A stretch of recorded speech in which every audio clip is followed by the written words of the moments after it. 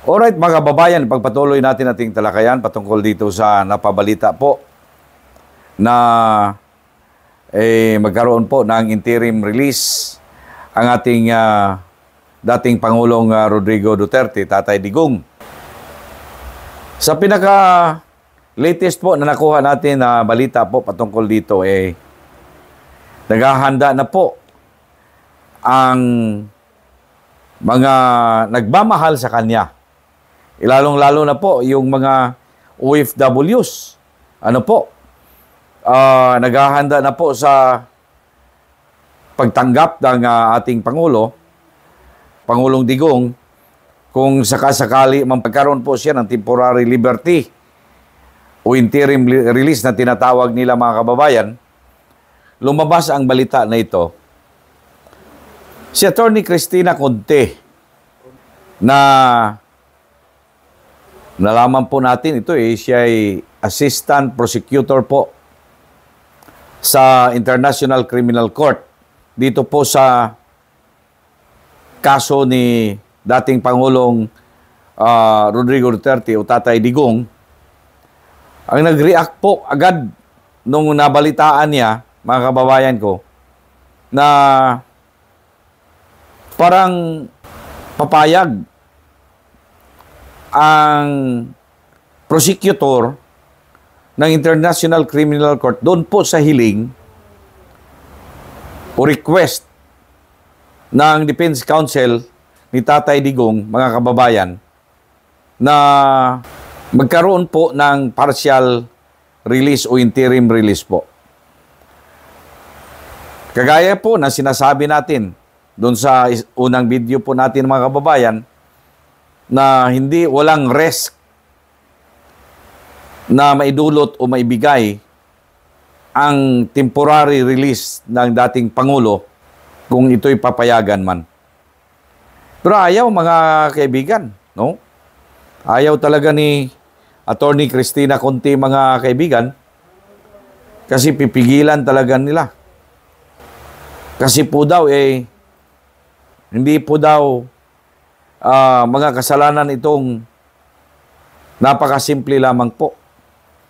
Kasama na doon yung mayroon daw dito sinabi dito sa nakuha natin, mga kababayan, na balita. Imagine mo yung kasalanan na sabi nila responsable daw ang dating Pangulo, krimen na murder bilang isang crime against humanity na dito po nangyari sa ating bansa noong mga taong Nobyembre 1, taong 2011 hanggang sa Marso 16, taong 2019, mga kababayan.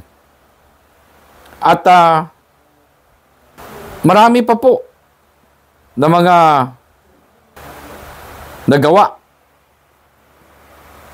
Sabi nila na krimen ang ating dating Pangulo. Kaya po, mariin nilang tutulan daw ito at hindi sila papayag, mga kaibigan, na mapagbigyan ang hiling ng kampo ng dating Pangulong Duterte. Dapat siya nakadetain hanggang ito'y linilitis, mga kababayan. Well, titignan natin anong mangyari. Ang International Criminal Court, mga kaibigan, mga kababayan ko, nag-set sila ng mga parameters doon. Pagka hindi ka lang lumabas sa parameters na sinasabi nila, mga kababayan, at sumang-ayon ka doon sa mga parameters na sinasabi nila,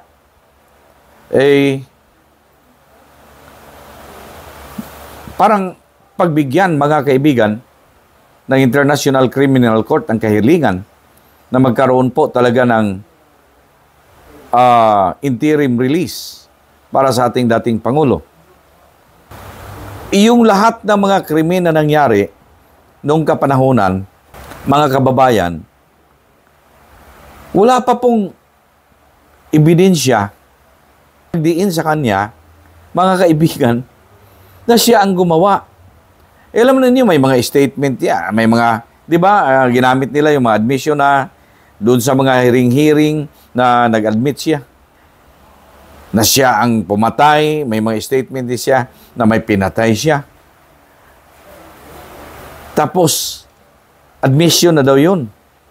Hindi nila alam kung anong klaseng tao, mga kababayan. Si dating Pangulong Digong, na pagka nagsalita yan, huwag mong seryosuhin, mga kaibigan, yung mga sinasabi ng iba. Isang bayan lang po kami.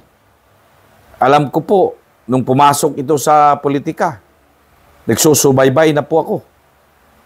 Nung pangpanahon, mga kababayan, from day one sa kanyang trabaho, nung pumasok siya sa gobyerno, yung elective position na, mula pa noong na-appoint siya bilang vice mayor nung kapanahunan ni former President Corazon Aquino, mga kababayan, na sinubaybayan ko na po ito. Hanggang sa umabot na lang, mga kababayan, mga kaibigan natin, na naging presidente ang dating Pangulo, mga kababayan, nakasubaybay po ako. Kasi nga, sabi ko na sa inyo, isang bayan lang po kami. From Davao City siya, ako from Davao City. Magkaiba lang kami ng district, magkaiba lang kami ng barangay. Kung anong ginagawa po niya nung kapanahunan na pinapatakbo niya ang lungsod ng Davao. Mula nung kapanahunan pang tinatawag naming nasa kadiliman pa ang Davao. Nung kapanahunan, mga kababayan, mga kaibigan ko, matindi talaga ang problema ng lungsod ng Davao nung kapanahunan. Kaya hindi biro, mga kaibigan, na maging isang leader ka na ang halos lahat ng mga loko-loko sa bayan nandito. Napatino niya, mga kaibigan, ang mga tao, napatino niya yung mga loko-loko. Kaya nga, naging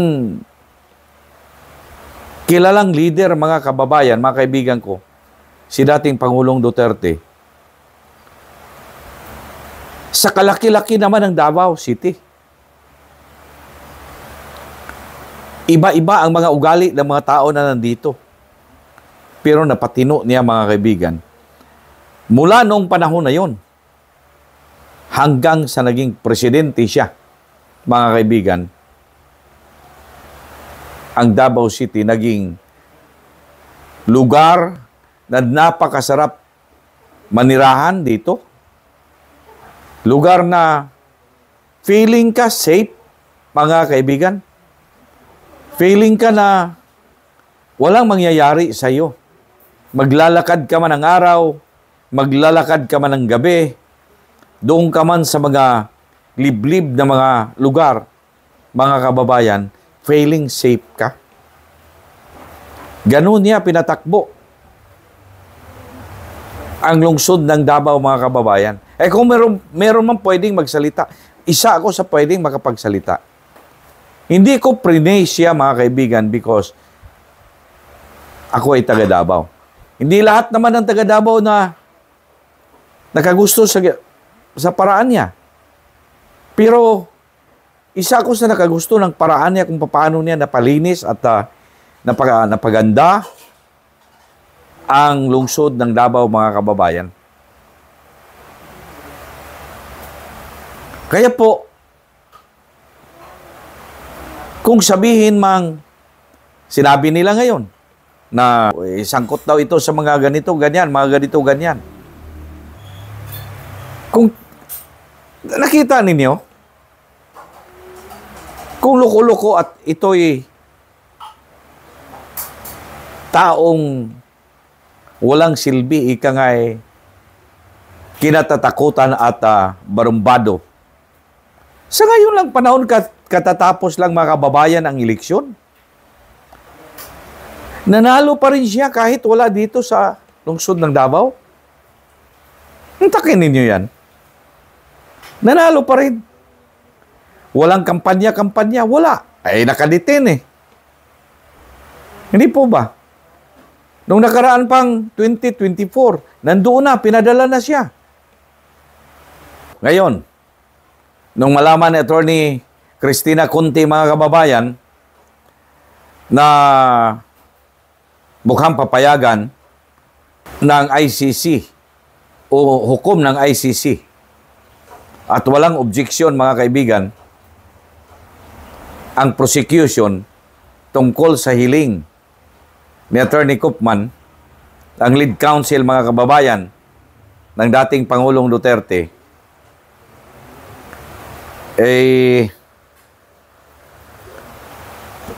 biglang lumabas at naglabas ng statement ito si Attorney Conti na mag-o-object daw sila.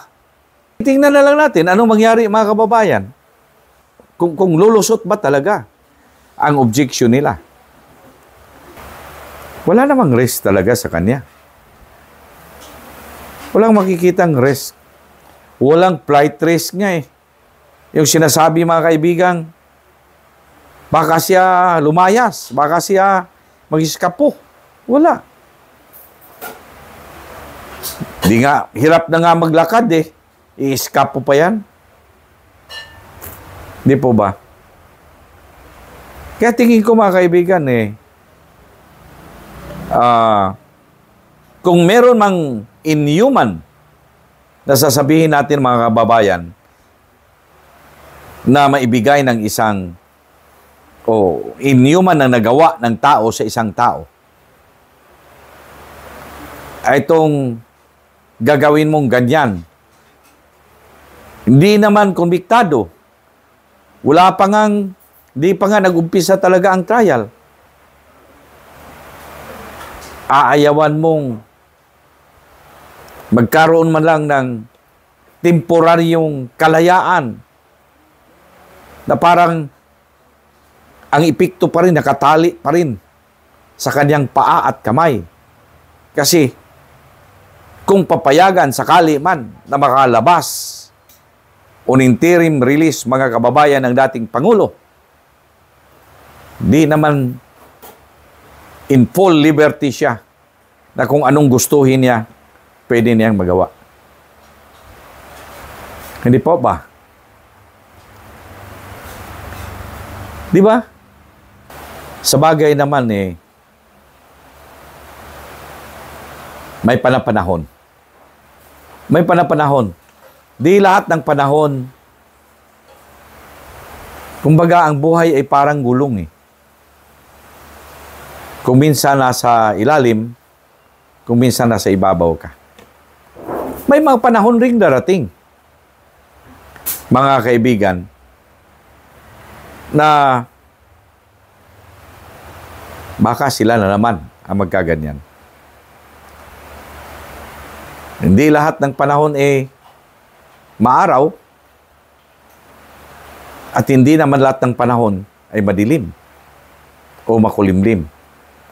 May panahon din naliliwanag yan. Kahit na nasa kalagitnaan ng dilim, kalagitnaan ng kadiliman, mga kaibigan, may araw din, may panahon din siyang maging liwanag. Kaya mga kababayan natin, lalong-lalo na sa ating mga kababayan, mga OFW. So, hintayin lang natin, mga kaibigan, mga kababayan ko, kung ano talagang hahantungan nito.